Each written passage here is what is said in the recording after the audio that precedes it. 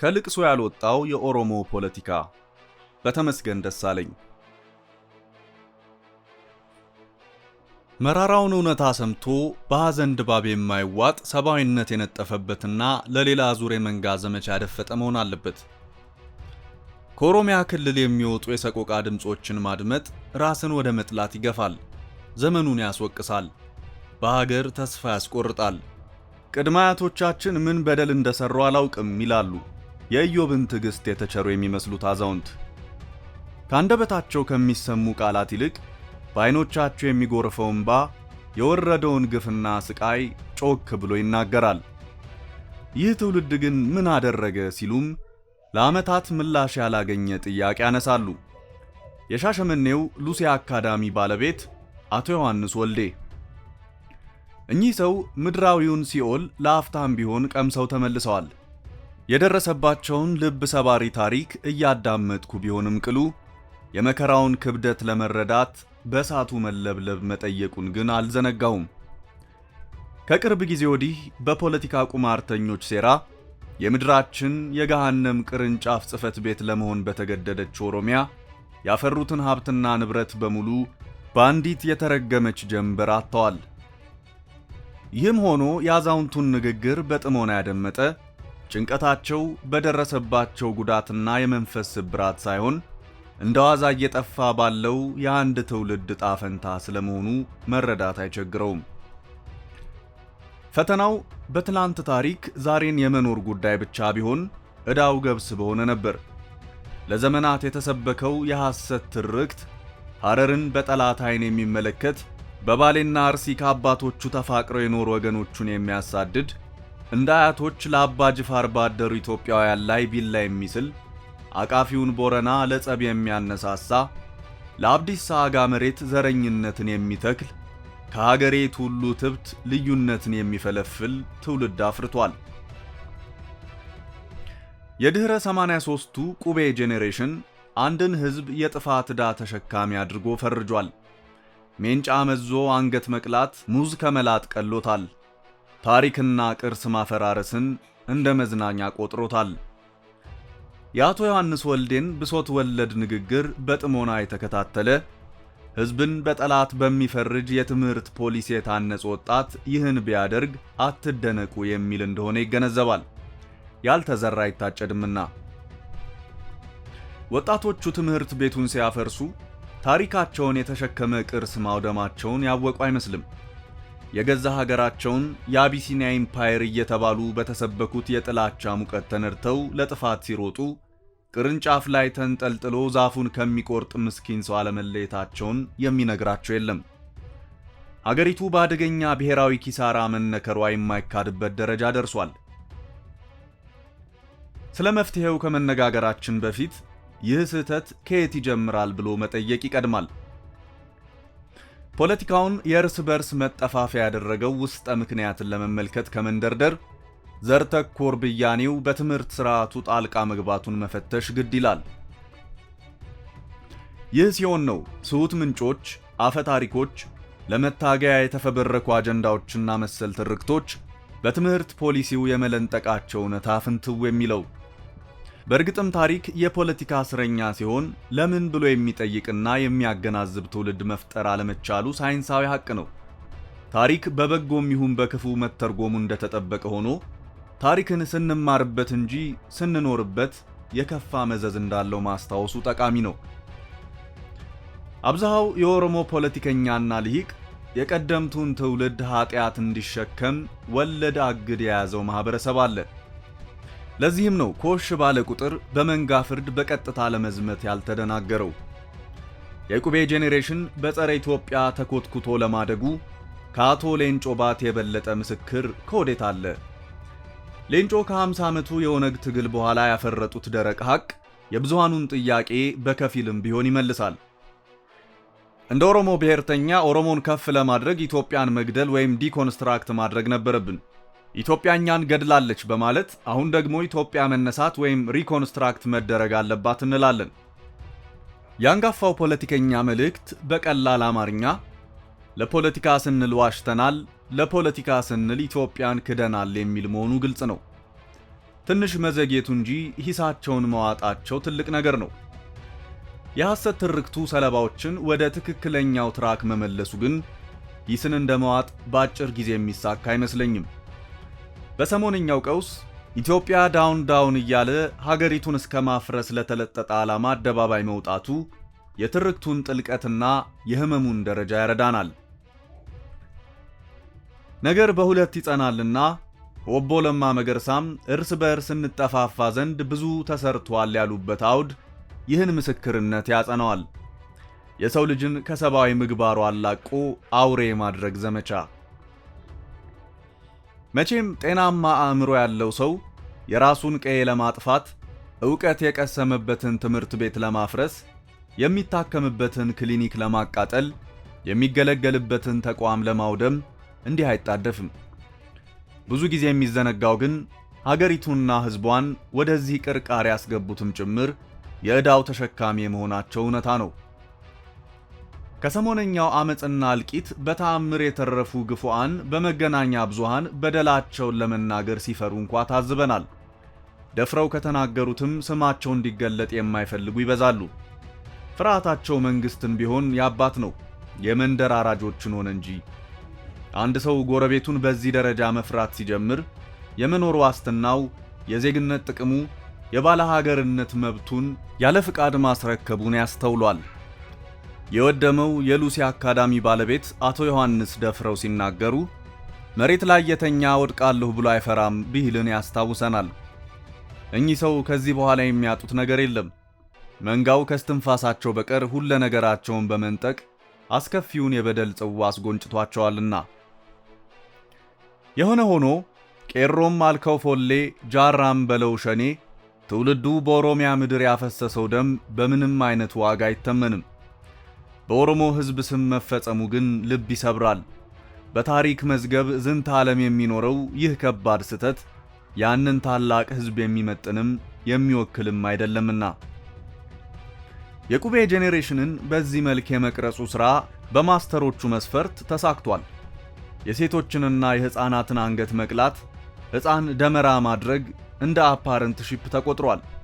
ትውልዱን የመመረዙ የፖለቲካ ጨዋታ መነሻ እንጂ መዳረሻ ባለመሆኑ የቁልቁለቱ ጉዞ ግን እዚህ አያበቃም። ህልዮቱ የተቀመረው ለ4 ኪሎ መወጣጫ እርካብ ስለሆነ ይህም ሆነ በስካሁኑ ጉዞ ያሳረፉት ክፉ አሻራ በቃላት ከሚገለጸው በላይ ቢሆንም እንዳሰቡት አለመስመሩ እርግጥ ነው።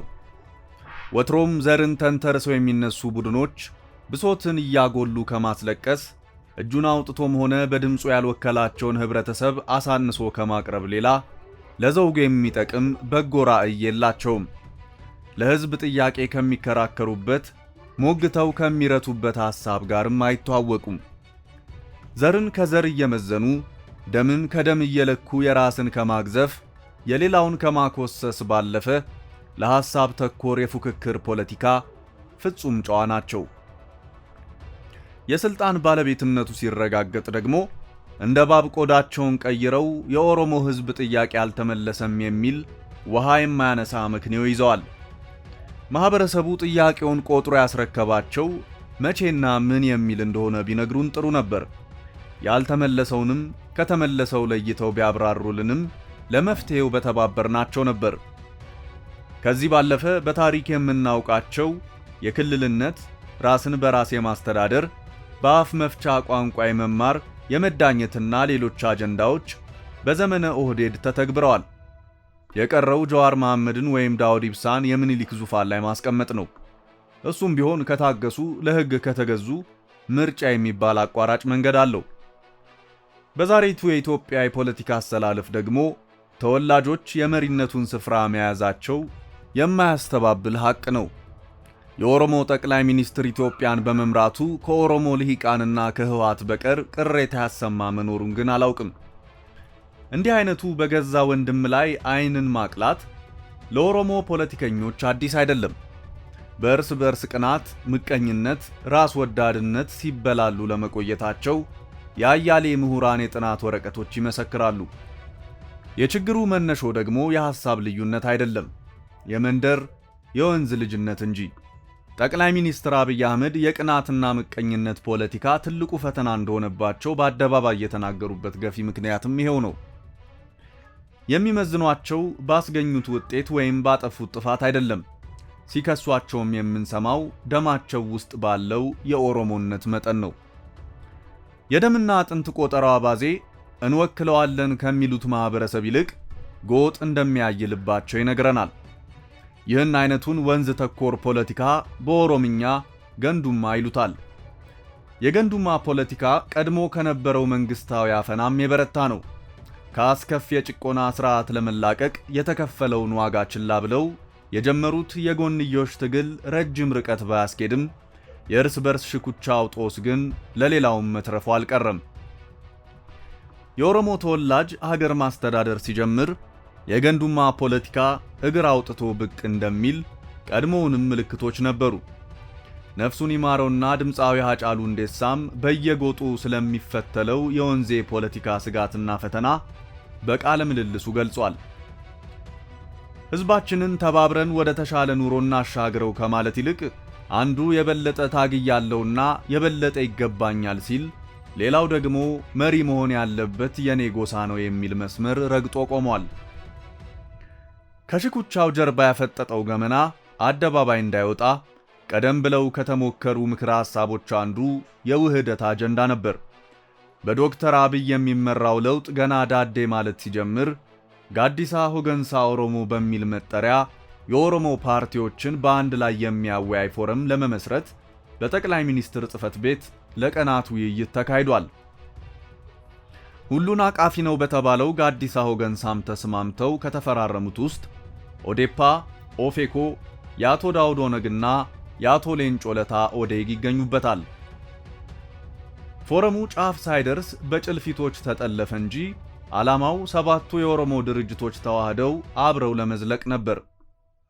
በኦሮሞ ፈርስት የሰከሩ ጠላፊዎች እንቅስቃሴውን ከቤተ መንግሥት ወደ ኢሌሌ ሆቴል ጎተቱት። በመጨረሻም በስካይላይት ሆቴል ሲያንጓልሉት ቆይተው አጨናገፉት። ስብስቡ ከቤተ መንግሥት ተጠልፎ ከተወሰደ በኋላ መሃል መንገድ ላይ እንዲቆም የመደረጉ ሚስጥር አደባባይ አልወጣም። የሴራውን ቅንብር ለመረዳት በስካይላይት ሆቴል በተዘጋጀው የፊርማ ስነ ስርዓት ከሰባቱ ፓርቲዎች ሊቀመናብርት ሁለቱ አለመጋበዛቸውን ማየት በቂ ነው።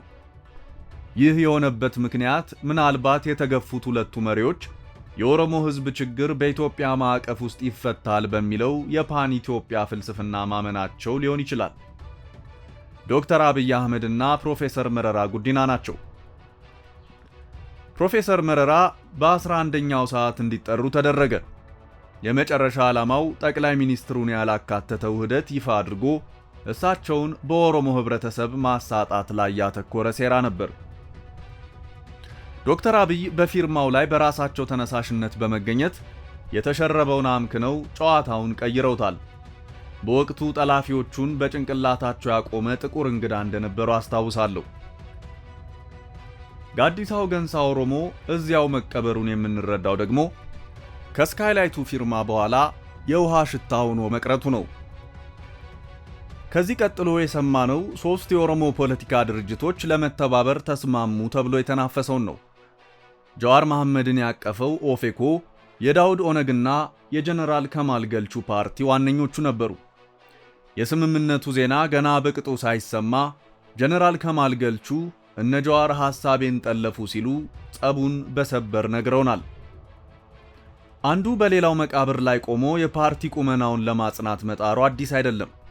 የዛሬውን ለየት የሚያደርገው ከጎበዝ አለቃዎቹ ብዛት በተጨማሪ የግንኙነቱም ሆነ የስምሪት ሂደት በቴክኖሎጂ መደገፉ ነው።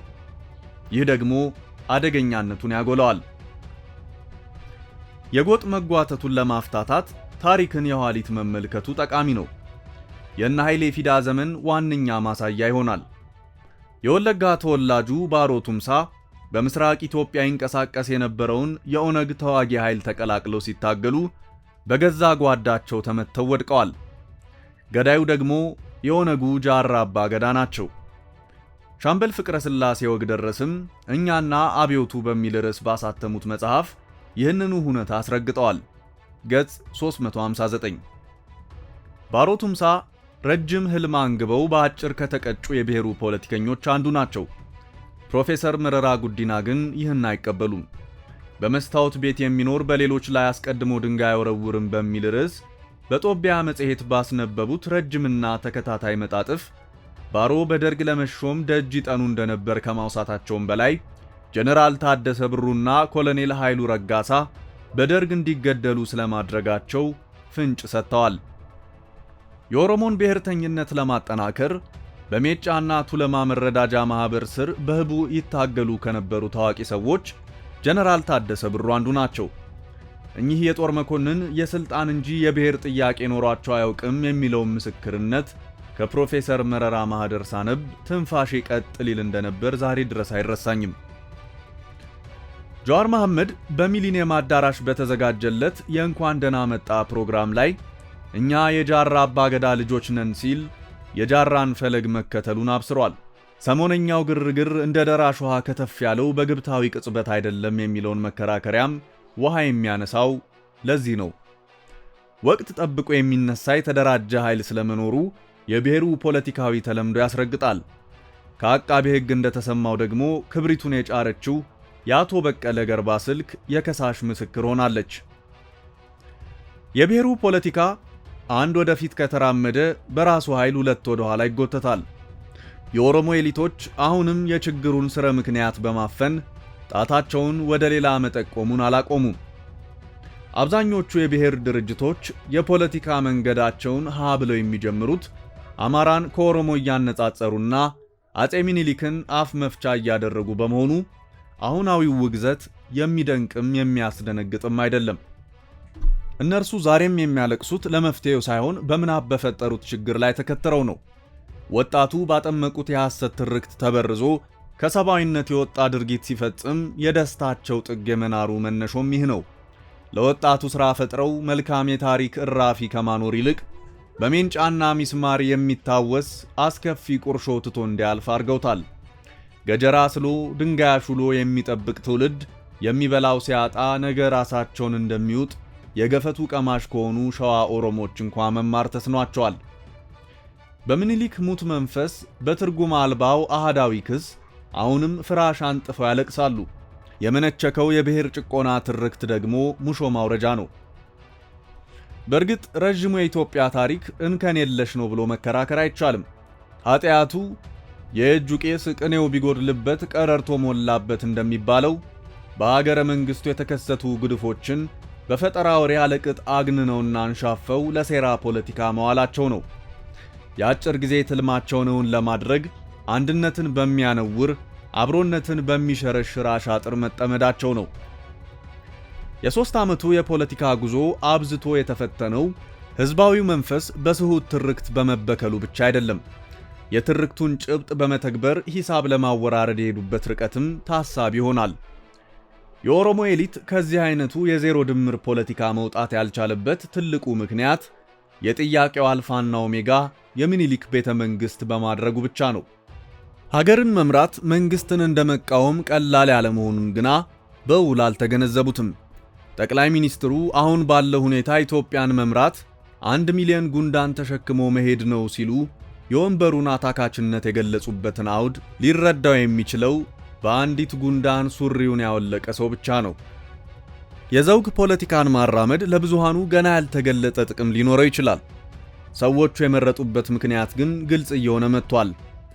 ወጣቱን ኃይል በሐሳብና በፖለቲካ ርዕዮተ ዓለም ከማደራጀት ይልቅ በዚህ መንገድ መንዳቱ በእጅጉ ይቀላል። ሙሾ እያወረዱ መንጋን ማስለቀስ አንድ ነገር ነው።